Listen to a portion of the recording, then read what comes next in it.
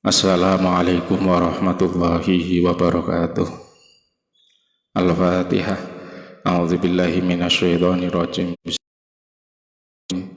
Alhamdulillahi rabbil alamin arrahmanir rahim maliki yaumiddin iyyaka na'budu wa iyyaka nasta'in ihdinas siratal mustaqim siratal ladzina an'amta 'alaihim ghairil maghdubi 'alaihim waladdallin.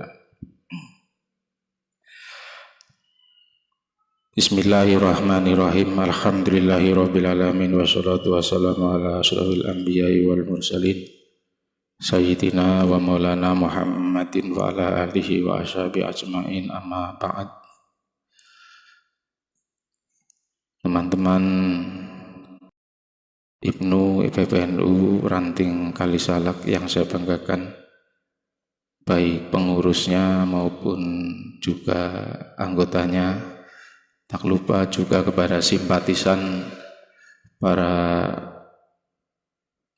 pendengar dan juga pemirsa kajian kitab Irsyadul Ibad rahimakumullah.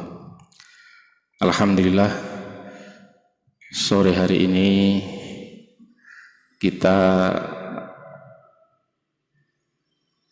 diberi anugerah oleh Allah Subhanahu wa taala kesehatan dan juga kesempatan sehingga bisa mengadakan kajian rutin kitab Irsyadul Ibad yang diprakarsai oleh Ibnu IPPNU Ranting Kalisalak, Kecamatan Margasari, Kabupaten Tegal. Mudah-mudahan kegiatan ini kegiatan yang sangat bermanfaat, sangat baik sekali untuk menambah wawasan dan pemahaman masalah agama. Terutama ini terkait dengan tentunya pemahaman agama yang sesuai dengan akidah ahli sunnah wal jamaah.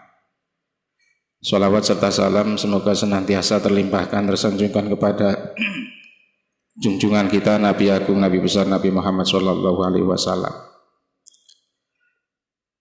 Jadi tadi yang saya sampaikan bahwa kita memang jangan bosan untuk senantiasa ngaji dan mengkaji. Ya, karena pemahaman yang mungkin selama ini kita pahami itu masih dari jauh pemahaman yang termasuk bisa dikategorikan pemahaman yang cukup ataupun pemahaman yang sempurna. Ya, apalagi era sekarang banyak sekali generasi NU yang tercerabut, ya, tercerabut keyakinannya dari yang basic awal ataupun latar belakangnya itu dari keluarga Nahdlatul Ulama. Namun setelah dia itu merantau, bersosialisasi dengan mereka yang akidahnya bukan ahli sunnah wal jamaah, malah justru mereka ikut. Ini merupakan bagi saya, ini termasuk sesuatu yang sangat merugikan. Apalagi sekarang ditunjang dengan era informasi yang sangat cepat sekali, ya, sehingga orang itu sekarang lebih banyak mengidolakan kiai ustadz YouTube dibandingkan dengan kiai yang sebenarnya. Walaupun mohon maaf, kadang kalangan ustadz mubalik kiai YouTube ini, yaitu yang disampaikan itu kalau yang saya pahami dan saya amati kadang jauh dari apa yang menjadi keyakinan kita. Ya, salah satu kasus contohnya itu sebagaimana kajian kemarin mengenai tentang huru hara pada waktu tanggal 15 Ramadan. Alhamdulillah kita masih sehat walafiat dan para jomblo masih optimis untuk mewujudkan mimpi-mimpinya, ya kan? Ini persoalannya begini. Ini kita lebih untuk apa istilahnya memperdalam, karena ini terkait dengan persoalan masalah akidah, ya, bahwa memang betul di antara salah satu yang harus kita yakini sebagai orang yang beriman, ini kita harus yakin tentang terjadinya hari kiamat. Ataupun orang juga ada yang mengenal istilah hari akhir, karena setelah hari kiamat tidak ada hari lagi. Tapi tentunya pemahaman seperti ini bukan menggunakan perspektif hari apa misalnya ya. Ini yang perlu kemudian apa istilahnya kita hindari. Karena Rasulullah SAW itu sendiri ya, Rasulullah SAW menyampaikan ini tidak secara persis mengatakan hari kiamat ini terjadinya itu tahun kapan. Ini. Nah kalau ada orang sekarang yang menyatakan kemudian bahkan sudah seperti menjadi akhir berdoa Allahumma inni a'udzubika min adzabil qabri wa min adzabin nar wa min fitnatil mahya wal mamat wa min fitnatil masihid dajjal. Lah ini barangkali sementara ini kita masih belum bisa membedakan apa bedanya Isa al-Masih dengan Masihid Dajjal. Ini sama-sama Masih ya. Jadi Nabi Isa pun disebut al-Masih. Tetapi kenapa di dalam doa yang kita baca menjadi salah satu kesunahan kita pada saat waktu kita tasyahud akhir, ini ada Masih ya, Masihid Dajjal. Lah apa bedanya Masih yang ada pada Nabi Isa dengan Al-Masih atau Masih yang ada pada Dajjal? Nah ini perlu kajian. Jadi begini, sebelum saya melanjutkan, Dajjal itu muncul di permukaan bumi itu tidak lama, hanya 40 hari. Catat ini, hanya 40 hari. Tapi kemunculan Dajjal yang 40 hari itu menjadikan fitnah terbesar. Kenapa? Karena munculnya Dajjal ini disertai dengan kemampuan ilmu sihir, sehingga munculnya Dajjal mengaku menjadi seorang pangeran atau menjadi Tuhan. Dan Dajjal itu mampu menghidupkan orang yang mati, mampu menurunkan hujan, ya. Pokoknya punya kemampuan sihir yang luar biasa, sehingga ketika dia itu memproklamirkan sebagai seorang Tuhan, ini banyak orang-orang yang imannya tipis, apalagi mereka itu kemudian diiming-imingi dengan kecukupan masalah kaitan dengan harta benda. Makanya dalam satu riwayat mengatakan kelak yang nanti akan menjadi pengikut terbesar Dajjal ini kaum perempuan. Ini bukan mendiskreditkan loh. Kenapa nanti kelak yang akan menjadi pengikut Dajjal ini adalah kaum perempuan? Lah, ini ada rentetan peristiwanya. Dan ini mungkin menggembirakan untuk para jomblo begini. Nanti ketika hampir mendekati hari kiamat, tolong catat ini dan dengarkan untuk para santri putri. Komposisi antara laki-laki itu berbanding laki-laki 1, perempuan 40. Bayangkan. Artinya posisi laki-laki itu begitu sangat apa ya istilahnya itu sangat langka. Kalau kemudian kita umpamakan itu satu laki-laki diperebutkan 40 orang. 40 loh. Ya. Cuma pertanyaannya kalau sekarang itu banyak yang mohon maaf sekali yang masih belum punya pasangan, berarti masih aman, berarti perempuannya itu sekarang masih standar.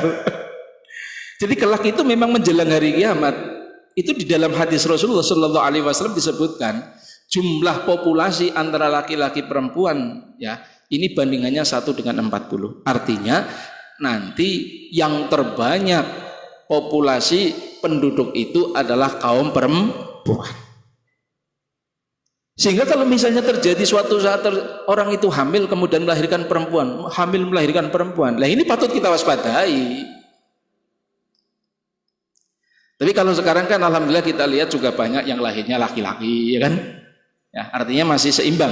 Walaupun toh kalau misalnya kita buat sebuah angket, ya kita tahu misalnya sebuah angket, ya pasti sekarang pun untuk komposisi ya antara laki-laki dengan perempuan itu pasti masih banyak perempuan. Coba kita evaluasi misalnya di blok musola masing-masing antara rangda karo duda mesti akhir rangda walaupun rangda tua, iya kan? Ini Ini menunjukkan berarti komposisi daripada perempuan itu juga lebih banyak. Tetapi kan kalau yang dimaksudkan hari kiamat itu mendekati hari kiamat, ini jumlahnya 1:40. Jadi laki-lakinya 1, kemudian perempuannya 40. Wah, ini luar biasa sekali. Ini beruntung ini diperebutkan sampai 40 orang. Iya kan? Nah, sehingga wajar kalau pada saat nanti munculnya fitnah terbesar di permukaan bumi yaitu Dajjal, ini yang paling banyak menjadi pengikut itu kaum perempuan, karena salah satu di antara fitnah yang ditawarkan, iming-iming yang kemudian ditawarkan kepada manusia, ini adalah kecukupan masalah harta. Ingat, sebelum munculnya Dajjal itu kondisi dunia itu dalam keadaan kering kerontang. Saya sering mengatakan demikian. Jadi munculnya daripada tanda kiamat kemudian diawali dari kemudian tadi yang saya katakan ya, diantaranya Dajjal, itu diawali musim kering yang luar biasa. 3 tahun sebelumnya itu hujan itu sudah mulai dijarangkan. Tahun kedua, katakanlah kalau misalnya tahun ini hujan ini adalah 6 bulan, tahun kedua itu separuhnya 6 bulan. Berarti apa? Berarti hujan itu setahun hanya 3 bulan. Tahun ketiga, lah ini tidak ada satu tetes pun air yang kemudian turun dari langit. Kalau nanti di dunia ini sudah tidak ada air yang menetes dari langit, artinya sudah tidak akan lagi ada sumber mata air. Karena seluruh sumber mata air dan seluruh daripada apa istilahnya suplai air, baik sungai maupun yang lain, ya air tawar, ini sumbernya dari langit. Bayangkan. Nah kalau ini semua itu sudah terjadi, baru kemudian kita mereka-reka tentang hari kiamat, wajar. Alhamdulillah kita masih kemudian mendapatkan limpahan dari air hujan juga masih normal. Ya. Ini. Jadi sebelumnya prosesnya seperti itu. Ketika pada saat manusia mengalami puncak yang namanya kemarau, ya. Orang kaya apapun kalau kemudian tidak ada air, bagaimana rasanya? Ya kan? Kalau misalnya tidak ada air, ya, sudah tidak ada lagi air hujan, berarti sumberan itu sudah mati. Ya, aliran-aliran sungai itu sudah mati. Ini. Nah, di sanalah kemudian muncul sosok makhluk yang kemudian mengaku dirinya Tuhan. Kebetulan makhluk ini diberi kelebihan mampu untuk melakukan yang sesuai dengan yang dikehendaki. Orang mati bisa dihidupkan, orang sakit bisa disembuhkan. Orang kemudian misalnya lumpuh bisa langsung normal. Orang misalnya itu apa istilahnya matanya itu enggak melihat bisa langsung bisa melihat. Ya, kepengin makanan langsung diwujudkan. Sehingga ada istilah surganya Dajjal itu nerakanya Gusti Allah. Artinya orang yang bisa kemudian terpedaya oleh Dajjal, menikmati apa yang diberikan oleh Dajjal, berarti orang itu sudah termasuk dalam kategori orang yang murtad. Karena apa? Mengakui keberadaan Dajjal menjadi Tuhan. Ya. Ini 40 hari. Tetapi sekalipun toh munculnya Dajjal adalah 40 hari, di dalam hadis dijelaskan 1 hari Dajjal pertama keluar itu durasinya itu sama dengan 1 tahun. Jadi Allah itu sengaja ya memperlambat hari. 1 hari ketika munculnya Dajjal itu lamanya sama dengan satu tahun. Ya, jadi hanya 40 hari. Tapi 1 hari munculnya Dajjal itu sama dengan 1 tahun. Nah, setelah 1 hari lewat yang pertama, ini 2 hari itu durasinya lama sama dengan 1 bulan. Ya. Kemudian hari ketiga itu sama dengan 1 minggu. Hari keempat, kelima sampai hari ke-30 sampai hari ke-40 itu normal 24 jam. Normal 24 jam. Dan Dajjal ini kenapa kemudian disebut Al-Masih? Karena satu punya kemampuan untuk melanglang buana. Makanya Al-Masih itu kan artinya niku, salah satu di antaranya. Tidak ada satupun di permukaan bumi ini yang tidak terkena atau terinjak oleh Dajjal. Hanya kota Mekah dan Madinah. Karena kota Mekah dan Madinah itu langsung dijaga oleh para malaikat. Dari seluruh permukaan dunia ini akan kemudian terkena ataupun diinjak oleh Dajjal. Makanya disebut Al-Masih, melanglang buana. Yang kedua, Al-Masih untuk istilah Dajjal itu maksudnya mangsuhul ain. Apa mangsuhul ain? Karena mata kanannya Dajjal ini kemudian dihapus. Ini juga menjadi ciri. Sehingga Dajjal itu hanya bermata satu. Ya. Di samping itu juga di keningnya itu ada tulisan kafaro ataupun kafirun. Ya. Jadi spesifik sekali. Ya, spesifik sekali. Jadi Al-Masih, Masihid Dajjal ini maksudnya mangsuhul ain. Matanya itu dihapus ataupun dihilangkan, ataupun istilahnya, makanya kan diilustrasi-ilustrasikan ya. Kalau kita lihat itu kan mesti ininya satunya, matanya seperti itu. Memang begitu. Ya. Al-Masih yang pertama bagi Dajjal itu mengembara. Ya, maka di setiap sudut, di setiap kemudian pojok permukaan bumi ini pasti kemudian Dajjal itu dengan sekali dia itu melangkah akan nyampe. Ini dengan kemampuan ilmu sihirnya luar biasa sekali. Ya, makanya ini menimbulkan daripada fitnah terbesar untuk umat Islam ataupun orang-orang yang beriman. Tetapi Rasulullah Shallallahu Alaihi Wasallam menyampaikan, man hafidro, ya, asra ayatin min awali suratul kahfi usima minad dajjal. Ingat-ingat ini. Nah terus bagaimana cara kita mengantisipasi untuk mencegah, di samping kita juga setiap sholat jangan sampai meninggalkan doa ya, terutama sholat fardu ya. Ya, Allahumma inni a'udzubika min adzabil qabri wa min adzabin nar wa min fitnatil mahya wal mamat wa min fitnatil masihid dajjal. Ini namanya doa isti'adzah. Ingat-ingat ini. Doa isti'adzah. Artinya doa untuk minta perlindungan, diantaranya perlindungan dari siksa kubur dan juga perlindungan dari siksa dari fitnahnya Dajjal, bukan siksa Dajjal lain ya. Nah, ternyata Rasulullah Shallallahu Alaihi Wasallam pernah menyampaikan man hafidho ya asro ayati min awali suratil kahfi usima minad Dajjal. Barang siapa ini, tolong harus diingat-ingat, yang hafal surat Kahfi dari ayat 1 sampai ayat 10 ya. Suratul Kahfi itu kan surat yang apa istilahnya menjadi pertengahan dari Al-Qur'an juz 15. Yang tengah-tengah persisnya itu waliyatalattaf wala yus'iron nabikum. Jadi barang siapa yang nanti hafal 10 ayat suratul Kahfi ya, dari ayat pertama sampai 10 ayat dan itu sering dibaca, usima minad dajjal, maka orang tersebut salah satu di antara orang yang akan terjaga dari fitnah dajjal. Di samping itu kita membiasakan setiap malam Jumat itu kemudian membaca suratul Kahfi. Barangkali kalau setiap malam Jumat kita membaca suratul Yasin, di kalangan kita Nahdin ini sesuatu hal yang sangat biasa sekali. Ini karena mempunyai tradisi, mempunyai satu keyakinan kan ya. Apa istilahnya sebagai bentuk apa istilahnya transfer pahala kepada orang-orang yang sudah meninggal dunia. Ini artinya sebenarnya malam Jumat itu tidak, kalau untuk bacaan suratul Yasin dibaca bukan malam Jumat pun tidak masalah.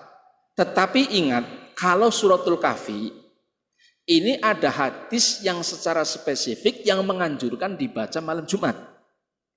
Ingat ini, bedakan. Jadi kalau nanti pada saat kita membaca suratul Yasin, dibaca setiap malam pun itu memang ada anjurannya. Artinya bukan hanya terjadi pada saat waktu kita malam Jumat. Tetapi untuk suratul Kahfi, ini ada hadis Rasulullah yang secara spesifik, secara khusus menganjurkan kita untuk membacanya pada waktu malam Jumat. Yang terbaik membaca suratul Kahfi malam Jumat, ini adalah malam. Ya, kalau pas waktu malam ini tidak sempat karena mungkin karena faktor kesibukan, itu yang baik setelah sholat subuh. Kalau masih tidak memungkinkan, ini setelah duha. Ini ada aturannya, ada ketentuannya. Ya. Jadi kalau waktu malam Jumat ini kita tidak memungkinkan untuk membaca suratul Kahfi, maka dipersilahkan membacanya pada waktu setelah sholat subuh. Kalau memang setelah sholat subuh juga tidak memungkinkan, ya, karena suratul kahfi ini termasuk kalau orang yang tidak terbiasa deres itu mungkin agak sedikit sulit dibandingkan dengan surat-surat biasa, ya. Nah, makanya ini butuh ketangkasan dan keterampilan. Kalau pas waktu setelah sholat subuh itu barangkali karena subuhannya rada mepet, ya, ini silakan masih ada kesempatan setelah waktu duha. Kalau waktu duha juga tidak ada kesempatan, sing penting esi dina Jumat, seperti itu. Lah ini. Jadi ketentuan pemahaman seperti ini harus kita pahami. Ya. Jadi di samping kita hafal ayat 1 sampai 10 dari suratul kahfi, bukan sekedar dihafalkan saja, tetapi kita juga deres setiap malam Jumat kita itu membaca suratul kahfi. Nah, orang yang kemudian model seperti ini, itu yang nanti kelak di saat muncul fitnah dajjal, ini usima minad dajjal, langsung dikatakan oleh Rasulullah akan dijaga oleh Allah dari fitnah dajjal. Amin Allahumma amin. Ya, ini tentunya keterangan seperti ini harus dipahami betul oleh kalangan perempuan. Tadi kan sudah saya katakan, yang terbanyak menjadi pengikut dajjal itu adalah kaum perempuan. Ya, ini sekali lagi bukan mendiskreditkan karena sudah ada rentetannya. Karena kelak menjelang hari kiamat itu komposisi daripada laki-laki dan perempuan itu adalah bandingannya 1 dibanding 40. Wajar kalau akhirnya ketika munculnya dajjal yang nanti menjadi pengikut terbanyak karena kebetulan salah satu yang menjadi bahan iming-iming daripada dajjal itu masalah materi. Ya.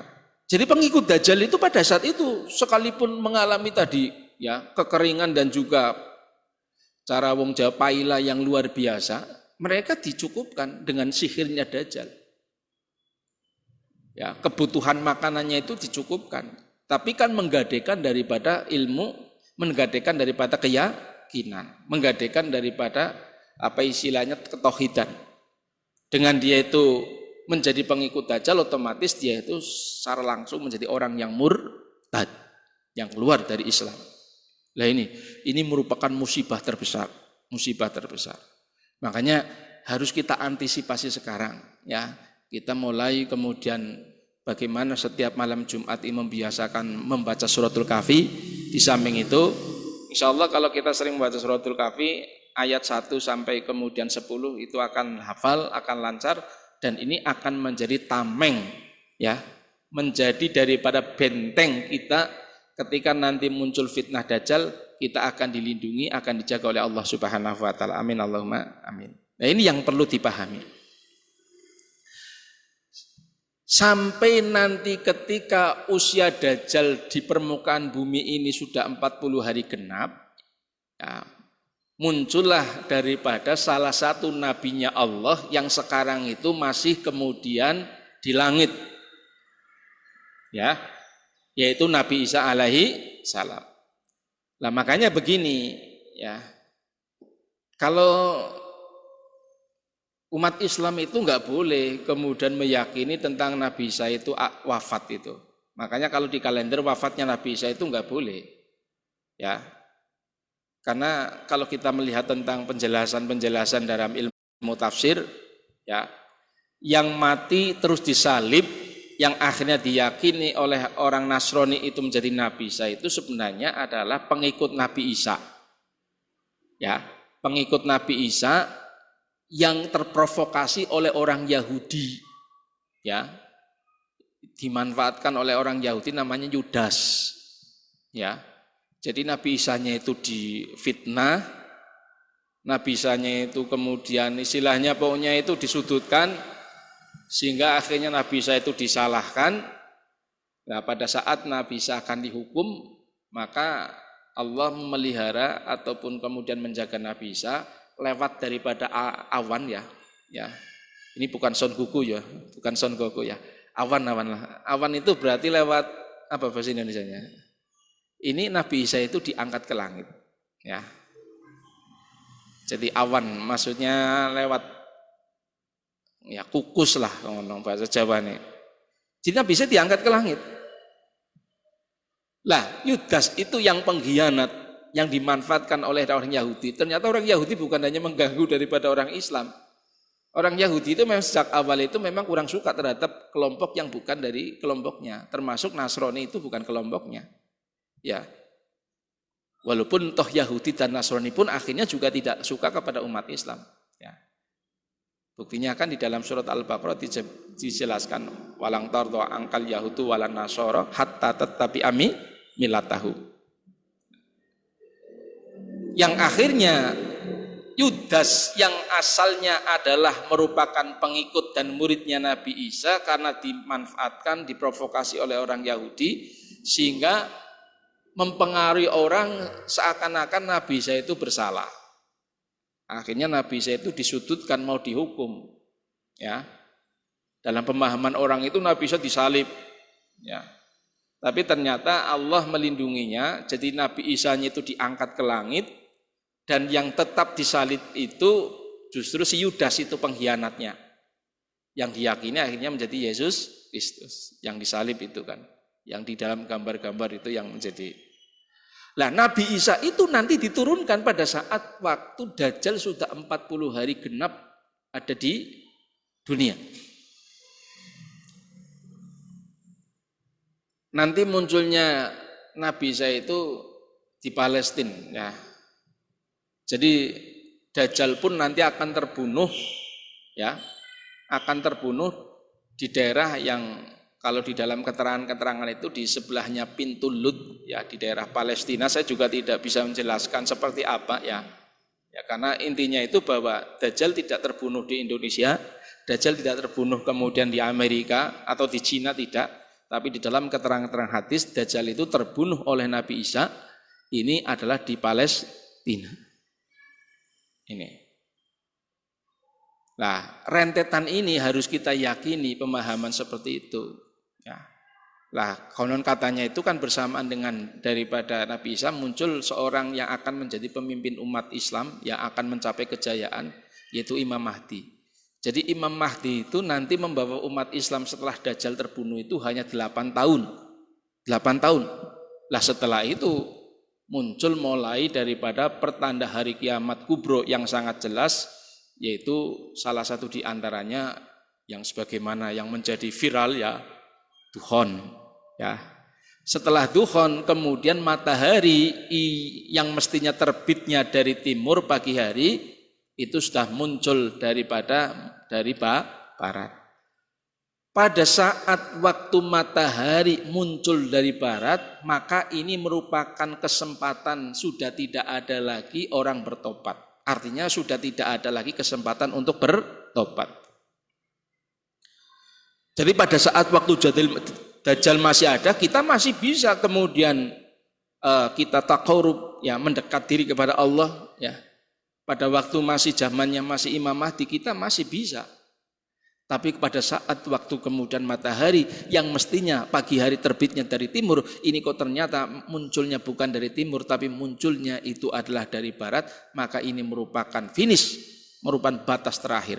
Berarti tidak ada lagi kesempatan orang itu kemudian untuk bertobat. Sehingga pada saat itu ketika matahari muncul dari barat, banyak orang yang langsung kemudian berzikir, banyak orang yang langsung kemudian melakukan sholat, banyak orang yang kemudian mengeluarkan daripada harta miliknya, tapi semuanya itu sudah tidak berguna.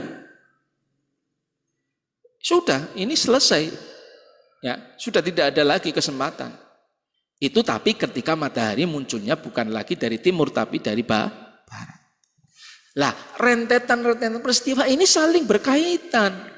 Orang ujuk-ujuk kemudian secara teori ataupun karena ada hadis Kanjeng Nabi, memang hadisnya betul, walaupun itu juga masih menjadi apa istilahnya itu perdebatan para ulama, ya. Saya hanya menyampaikan, ya, salah satu di antaranya itu kan mengatakan bahwa hadisnya itu matruk, ya. Hadisnya matruk itu karena ada rawi yang kurang dianggap bisa dipercaya. Bahkan ada ulama yang sampai mengatakan ini hadisnya bukan lagi hadis tapi maudhu. Maudhu itu adalah yang dibuat-buat, ya, dibuat-buat. Ini bukan kalamnya Nabi, tapi ada yang mengatakan ini hanya bukan hadis maudhu tapi matruk, ya. Matruk itu dhaif, tapi masih hadis. Ya. Lah terus memahami peristiwa tentang ketika bulan Ramadan diawali hari Jumat, pertengahannya hari Jumat, ya itu nggak tahu kapan waktunya. Kalau mereka itu kan langsung memvonis bagaimana kemarin dengan PD-nya itu kan, kalau kita lihat di YouTube ya. Saya nggak tahu sekarang mereka itu malu atau senang karena tidak terjadi kiamat. Tapi kalau melihat dari tayangan-tayangan YouTube itu, ya itu naudzubillah kan ya, seakan-akan wis gampangannya wis cara ibarat kita buka itu kemarin waktu malam Jumat buka terakhir kan seperti itu kan. Ya itu kan. Ya. Bagaimana Ustadz Baikuni menyampaikan dengan PD-nya, kemudian Ustadz Zulkifli juga menyampaikan tentang dengan PD-nya, walaupun satu hari sebelum daripada hari Kamisnya kan Ustadz Zul kan mencabutkan. Saya kurang tahu itu didesak oleh siapa, tapi kalau Ustadz Baikuni itu tetap PD bahwa hari Jumat ini akan ada meteorit yang menabrak, dan lucunya itu langsung dijelaskan ilmu cocoklogi ya, waktunya itu sudah ditentukan habis sholat subuh ya. Ya kalau sholat subuh kemarin misalnya banyak orang yang masih zikir wiridan nggak masalah. Ya, tapi saya yakin kalau yang jomblo mesti jalan-jalan kan ya kan. Lah repot kalau ada meteor menghantam sementara kamu sedang jalan-jalan, kan sedang tidak ibadah kan ya. Itu. Kalau yang sedang zikir atau sedang baca Quran kan masih mending kan ya. Pas ada meteor menabrak bumi kamu sedang dalam keadaan ibadah. Tapi itu saya kira saya tidak yakin kalau kemudian yang masih seperti kamu itu masih seperti itu tuh, saya nggak yakin. Pasti kalau pas pagi hari ya jalan-jalan segala macam. Nah, tapi alhamdulillah sampai sore kita fine-fine saja, kita aman-aman saja. Artinya mereka itu yang menggunakan daripada logika ilmu cocok logi. Ingat ini, logika ilmu cocok logi, hadisnya betul tetapi mencoba dia itu untuk menjadi peramal, ini harus kemudian kita ingkari. Karena sekali lagi jatuhnya atau terjadinya kiamat ini hal yang sifatnya gaib, sehingga Kanjeng Nabi pun hanya menjelaskan di dalam hadis-hadisnya tentang tanda-tandanya, tapi tepatnya tidak dijelaskan ya. Sehingga ketika malaikat Jibril bertanya kepada Nabi ya tentang masalah kemudian hari kiamat pun beliau mengatakan antara yang bertanya ya, jadi mal mas'ul anha bi'a'lama minasail, antara yang ditanya dengan yang bertanya tidak ada yang lebih tahu. Bahkan di dalam kesempatan Rasulullah SAW itu ditanya oleh orang ya Rasulullah mata asa'ah, Kanjeng Nabi kapan hari kiamat datang? Ketika Rasulullah ditanya seperti itu, jawabannya diplomatis. Ma'adadalah. Lah, kamu bertanya tentang kiamat datang, ma'adadalah. Sekarang persiapan kamu untuk menghadapi kiamat itu apa? Ya. Ini. Lah, orang itu kemudian menjawab ma'adadulaha min kasiris sholah wasyamin illa ani uhibbullah wa rasulah. Orang itu menyampaikan, saya bukan tipe orang sing sholatnya kentong, maksudnya sholat kentong itu kalau sholat 5 waktu iya, tapi untuk sholat sunnah barangkali bukan tipe wong sing pekel mungkin ya, wong sing istilahnya istiqomah. Saya bukan tipe orang yang kalau kemudian puasa sunnah itu rajin. Tapi ada satu senjata, satu andalan saya mencintai engkau wahai Kanjeng Nabi. Ketika orang itu menyampaikan saya mencintai engkau, anta ma'aman ahbabta. Kanjeng Nabi menjawab, kamu bersama dengan orang yang engkau cintai. Lah, hadis ini, catat ini yang akhirnya dikembangkan oleh para ulama ahli hadis sebagai konsep masalah syafaat.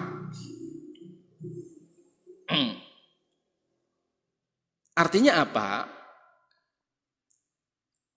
Bisa jadi kamu besok, ya siapa saja lah, angger pada saat waktu ditimbang amalnya itu adalah tidak mencukupi. Ya, karena mungkin antara ibadah dan tidak ibadahnya mungkin barangkali lebih banyak tidak ibadahnya. Tapi kita itu kemudian bisa masuk surga, tidak sampai kemudian merasakan neraka. Amin Allahumma. Kenapa? Ini berdasarkan tadi anta ma'aman ahbabta ataupun kemudian almar'u ma'aman ahabba. Kelak orang itu akan dikumpulkan dengan orang yang engkau cintai, dengan orang yang dicintai. Makanya Rasulullah SAW juga pernah menyampaikan istaksiru minal ikhwan. Ya, ini harus catat ini. Silahkan kamu itu bergaul dengan siapapun, no problem, gak masalah, gak pilih-pilih. Tetapi Rasulullah itu memotivasi istaksiru minal ikhwan. Kita itu dianjurkan untuk memperbanyak teman, memperbanyak saudara yang soleh. Kamu bergaul dengan siapapun, tolong jangan memilah dan memilih. Ya. Tetapi kalau kemudian kamu memilih memperbanyak teman yang soleh, itu dianjurkan. Alasannya, ya, fa inna likulli mu'min syafa'ah yaumil qiyamah. Karena orang mukmin yang soleh itu nanti pada waktu di hari kiamat termasuk salah satu orang yang diberi izin untuk memberikan syafaat kepada temannya. Ini saling berkaitan ini. Artinya apa? Kalau teman itu otomatis pasti ada unsur respek ataupun senang, ya kan? Ini sesuai dengan almar'u ma'aman ahabba. Jadi orang itu akan dikumpulkan dengan orang yang dicintai pada waktu ning alam dunia. Makanya kemudian kita didorong untuk mencintai para nabi, didorong untuk mencintai para wali, didorong untuk mencintai daripada kemudian para kiai. Istilahnya walaupun kita bukan orang alim tapi termasuk kita itu muhibbin. Begitu kan ya? Istilah muhibbin itu seperti itu. Ya. Jadi tapi tolong, jadi muhibbin itu bukan sekedar sebuah organisasi yang sifatnya itu komunitas saja, tetapi harus betul-betul kita itu memang merasa senang pada para ulama, ya. Katakanlah kamu itu termasuk muhibbin yang tergolong sehermania misalnya, ya. Jadi jangan melihat komunitasnya, tapi kamu betul-betul merasuk yang namanya sholawat itu memang saya itu betul-betul mencintai, ya. Jadi jangan melihat komunitasnya, yang penting betul hati kita itu terkait betul dengan para ulama, menjadi muhibbinnya para ulama, terutama ulama yang akidahnya ahli sunnah wal jamaah. Lah kelak itu nanti ya kita itu walaupun mungkin secara amaliyah tidak bisa menyokong untuk masuk ke surga, tapi dengan nanti model syafaat sing dhisik dongepan mlebu ning neraka dingin, tetapi karena kemudian kita menjadi muhibbinnya para ulama, ya, menjadi pencintanya para ulama, ataupun katakanlah menjadi daripada santrinya para ulama, ini yang kemudian biasa sering kita dengar ketika kemudian kita memperjuangkan Nahdlatul Ulama, maka akan diakui menjadi santrinya Mbah Yai Hasyim Asy'ari. Lah itu maksudnya seperti itu. Ya, artinya muhibbin itu berarti kamu harus berbuat, ya, harus berbuat, harus kemudian istilahnya itu berjuang, ya, berjuang untuk membantu daripada perjuangannya ulama yang engkau ulama yang engkau cintai. Contoh-contoh kamu mencintai Mbah Yai Hasyim Asy'ari. Nah, salah satu tinggalannya Mbah Hasyim Asy'ari adalah Nahdlatul Ulama. Berarti kamu ikut memperjuangkan Nahdlatul Ulama, otomatis menjadi muhibbinnya daripada Mbah Yai Hasyim Asy'ari. Insya Allah seperti itu. Jadi walaupun mungkin amal kita tidak mampu untuk masuk menjadi tiket masuk surga, tapi karena kemudian faktor syafaat orang-orang yang kemudian diberi oleh Allah izin untuk memberikan syafaat, mudah-mudahan kita tergolong orang yang tidak akan pernah merasakan daripada api neraka. Nah ini konsep apa istilahnya syafaat. Jadi anta ma'aman ahbabta. Ya, kamu akan bersama dengan orang yang engkau cintai. Ya. Makanya tadi sudah saya katakan bahwa bagaimanapun juga ketika kemudian kita mempunyai saudara, mempunyai teman yang soleh, ya, keuntungannya bukan hanya waktu ning alam dunia, terutama sekali pada saat waktu kelak di akhir-akhir. Ya. Bahkan di dalam keterangan-keterangan itu banyak kisah yang menjelaskan tentang masalah syafaat. Nah, ya, cuma ini saya cukupkan dulu karena mungkin ada pertanyaan, ya barangkali mungkin terkait. Ya kita memperdalam tadi walaupun itu belum semuanya terkait dengan masalah tanda-tanda hari akhir, karena biar informasi kamu itu betul-betul maksimal. Ya, informasinya itu betul-betul sesuai dengan apa yang dijelaskan oleh Rasulullah. Ya. Saya tidak ingin menjadi korban daripada pemahaman-pemahaman yang ternyata itu bukan pemahaman akidah ahli sunnah wal jamaah. Hadisnya betul, cuma pemaparannya karena yang disampaikan oleh Ustadz Jebelah artinya pemahamannya itu jauh dari apa yang memang disampaikan oleh Rasulullah Shallallahu Alaihi Wasallam. Ini makanya kenapa sore ini saya ulas lagi lebih mendalam, ya karena supaya kita lebih wawasannya tentang pemahaman munculnya ataupun terjadinya hari akhir itu betul-betul sesuai dengan apa yang disampaikan oleh Rasulullah Shallallahu Alaihi Wasallam, kemudian dijelaskan oleh para ulama ahli hadis yang memang bidangnya itu ahli dalam masalah hadis. Ya. Karena kalau sekedar hadis, potongan hadis kemudian disampaikan itu korbannya itu sebagaimana kemarin. Ya barangkali silakan mungkin ada pertanyaan baik lewat WA maupun langsung dipersilakan. Dan mungkin begini, ya karena ini kan sudah kali salah kondisi aman, barangkali nanti ada teman-teman yang mau ikut lagi nggak masalah. Misalnya dari IPP ya asalkan nanti tempatnya. Kalau kemarin kan memang ya kita karena melihat kondisinya harus waspada ya, sehingga teman IPP yang ikut itu sementara dirumahkan dahulu ya, bukan nggak boleh ngaji, dirumahkan dahulu, ngajinya di rumah. Tapi kalau misalnya besok hari Senin atau sampai nanti penutupan mau ikut nggak masalah, karena insya Allah mudah-mudahan semakin kesini kondisinya terutama Kali Salak ya, bukan hanya Kali Salak, seluruhnya itu semakin kondusif, ya kan? Terus kita nggak usah lah mempercayai kalau nanti bintang Suroya sudah muncul. Ini juga pemahaman yang sama dengan itu. Sudahlah, ya. Kamu memastikan bahwa itu bintang Suroya, memastikan kemudian muncul tidaknya, itu juga semuanya itu berasumsi, ya kan? Nanti repot lagi kalau ternyata tidak tepat kan ya. Sudahlah, yang penting kita sudah ikhtiar lahir batin ya.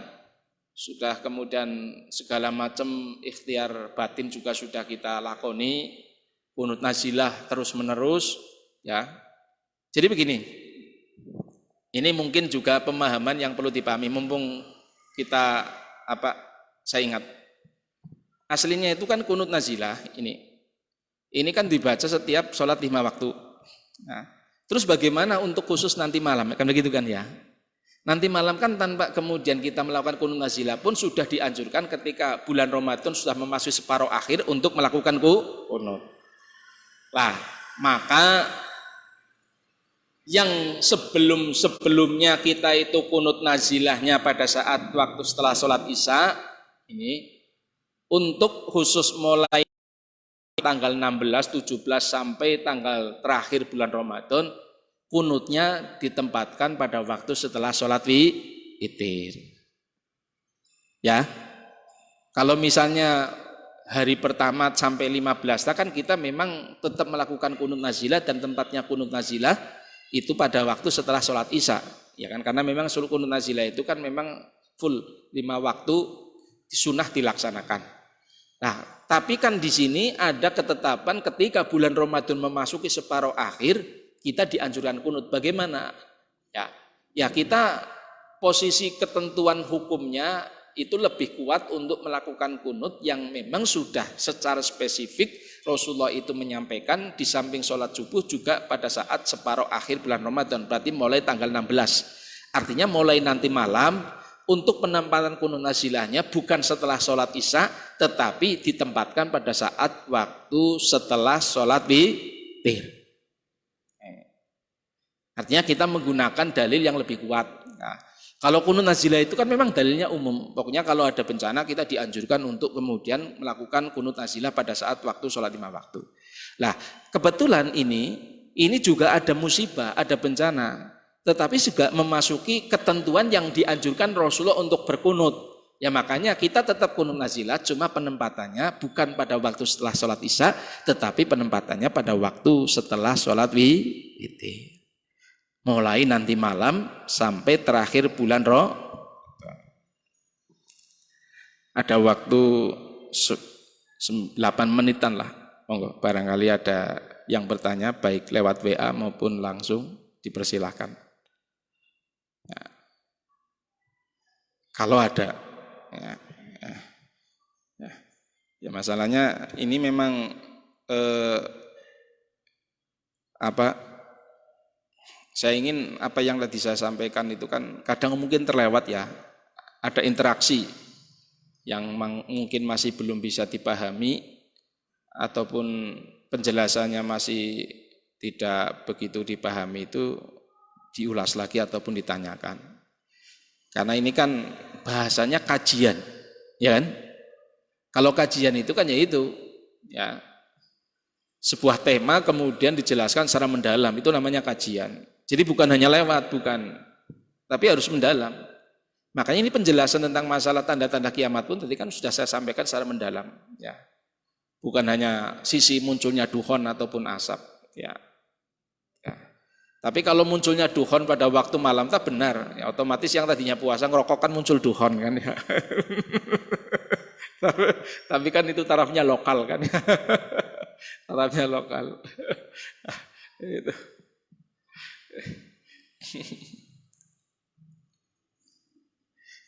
Silakan.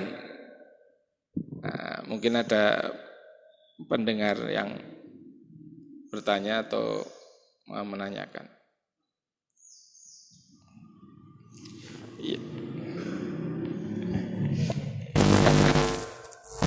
Begini.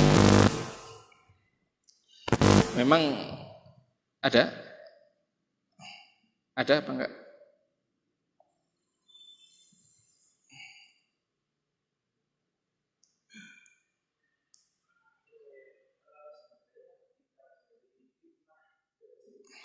Ya.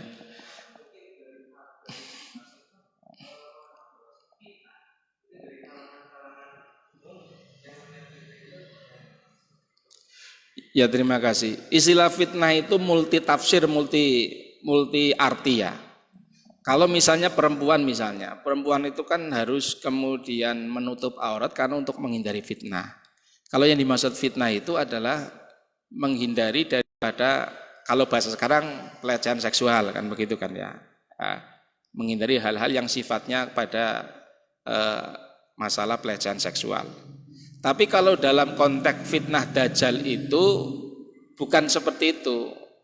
Fitnah itu lebih tepatnya adalah godaan ya, atau kemudian lebih tepatnya itu adalah rekadaya ataupun rekayasa dajjal ya.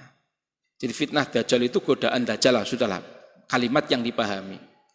Karena dengan orang itu nanti akan tergoda sehingga menjadi pengikutnya, otomatis dia itu akan menggadekan daripada akidahnya. Otomatis itu. Itu menjadi orang yang murtad. Ya. Jadi makanya tadi saya katakan, fitnah walaupun artinya macam-macam, tapi dalam konteks dajjal itu lebih diartikan ini adalah godaan. Ataupun ya apa istilahnya, makna godaan itu kan macam-macam lah. Ya. Sehingga nanti orang yang tergoda akhirnya ikut menjadi pengikut dajjal itu otomatis dia akan menggadekan akidahnya dan menjadi orang yang murtad, berarti matinya itu su'ul khotimah. Artinya mati bukan dalam keadaan iman dan Islam. Na'udzubillah min dzalik. Makanya tadi sudah saya katakan, ada istilah surganya dajjal itu nerakanya Allah, ya. Nerakanya dajjal, surganya Gusti Allah. Karena nanti ada orang-orang yang memang tidak mau menjadi pengikut, dipaksa menjadi pengikut dajjal, nggak mau, tapi otomatis disiksa oleh dajjal. Berarti kan neraka, ya kan? Tapi dengan dia disiksa, mempertahankan akidah, dia mati dalam keadaan iman dan Islam, berarti mendapatkan surga. Beda dengan orang yang mendapatkan kecukupan, ya tergoda oleh dajjal, yang akhirnya menjadi pengikut, walaupun kebutuhannya dicukupkan, tetapi dia itu akhirnya masuk neraka. Karena apa? Karena matinya dalam keadaan su'ul khotimah, mati dalam keadaan murtad. Jadi yang lebih mendekati kalimat fitnah, memang bahasa Arab itu ada ya kalimat-kalimat yang sifatnya itu bias ya, tidak persis, karena bisa diartikan kalimat sebagaimana tadi ya, kalau misalnya perempuan untuk menutup aurat menghindari fitnah kan seperti itu kan ya. Kalau di bahasa Indonesia fitnah itu kan mengatakan sesuatu yang tidak sebenarnya kan begitu kan ya. Misalnya ini mengatakan sesuatu yang bukan sebenarnya. Nah, tapi kalau yang dimaksud artikan rekadaya dajjal, godaan dajjal dan sebagainya, yang intinya seperti itu. Ya, intinya seperti itu. Nah, makanya kemudian oleh Rasulullah Shallallahu Alaihi Wasallam untuk menghindari ya daripada fitnah Dajjal ataupun gangguan, godaan atau rekadaya Dajjal, maka kita dianjurkan untuk menghafal ayat suratul Kahfi dari 1 sampai 10 dan membiasakan secara istiqomah membaca suratul Kahfi setiap malam Jumat. Ini yang oleh Rasulullah dikatakan usima minad Dajjal. Maka orang yang hafal ayat 1 sampai 10 suratul Kahfi akan terjaga dari fitnah ataupun godaan ataupun rekadaya daripada Dajjal. Itu kurang lebih seperti itu. Ya. Ada lagi?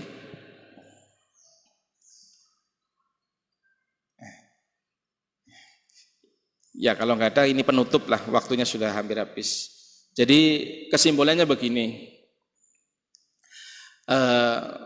terutama teman-teman Ibnu IPPNU, bahwa kita belajar itu memang butuh harus sanad. Nah, kalau kita mendengarkan mubalik yang lewat daripada YouTube, nggak masalah untuk pemahaman, memperkaya pemahaman agama. Tapi repotnya bahwa kalau kemudian kita tidak belajar secara langsung, ya, kita tidak ada yang mau bertanggung jawab, ya, karena bagaimanapun yang namanya ilmu itu harus butuh sanad. Nah, kamu mengatakan ustadz yang di YouTube guru, nah, ya namanya guru kan harus berinteraksi, ya kan? Nah, kamu kapan berinteraksi dengan ustadz YouTube-nya sana? Makanya ilmu itu harus bersanad. Kenapa? Supaya keilmuan kita itu dijamin kebenarannya, karena itu saling nanti berantai-rantai, ya, sampai kemudian tembus kepada Rasulullah Shallallahu Alaihi Wasallam. Ya. Sanad itu kan berantai-rantai atau urutan. Ya. Satu contoh kita belajar di Pondok Pesantren Lirboyo, ya, sanadnya itu sampai Mbah Yai Abdul Karim, Mbah Yai Abdul Karim kepada Mbah Yai Khalil Bangkalan. Ya, Mbah Yai Khalil Bangkalan itu apa istilahnya pernah berguru di Mekah misalnya kan ya. Sampai kemudian kepada Imam Syafi'i kepada Imam Malik, ya. Imam Malik kepada Imam Nafi kepada Ibnu Umar kepada Rasulullah Shallallahu Alaihi Wasallam. Itu maksudnya sanad itu seperti itu. Ya. Jadi jalur keilmuannya itu betul-betul tidak terputus. Ya. Tidak terputus. Ini pesan saya. Jadi kita belajar mendengarkan ceramah-ceramah di YouTube, oke, enggak masalah. Itu bagus daripada hanya mendengarkan misalnya hiburan saja. Tapi kamu juga harus memotivasi langsung bisa belajar, ya, terutama tentang pemahaman masalah hukum, ya. Karena yang disampaikan di dalam kemudian ceramah-ceramah di YouTube itu kan tidak full maksimal berkaitan masalah hukum. Hanya sedikitlah yang kajian hukumnya. Lebih cenderung masalah memotivasi tentang masalah ibadah. Ini untuk sebagai salah satu di antara apa istilahnya memotivasi kita bahwa kita jangan bosan untuk belajar supaya kita betul-betul akidah kita terkawal, ya, terutama akidah ahli sunnah wal jamaah. Apalagi di saat kondisi sekarang ini yang betul-betul luar biasa. Makanya kegiatan seperti ini itu sangat luar biasa sekali, mudah-mudahan bermanfaat, ya, walaupun mungkin tidak maksimal, karena ya bagaimana mungkin maksimal, wong irsadul ibad itu kan sampai lumayan kan kita pertemuannya, ya. Terus kalau kajian sifatnya di rumah nggak mungkin lah kita baca makna, nanti baca makna habis. Ya, kita lebih fokus pada pemahaman, yaitu pemahaman. Ya, mudah-mudahan acara ini tetap eksis dan juga tetap apa istilahnya bisa menjadi jembatan silaturahim teman-teman yang tidak pulang, ya kan ya. Ya, walaupun tidak pulang bisa mengikuti kegiatan yang ada di Kalisalak. Dan kita tutup akhirul kalami ihdinas shiratal mustaqim. Ada kehilafan kekurangan saya mohon maaf. Wassalamualaikum warahmatullahi wabarakatuh.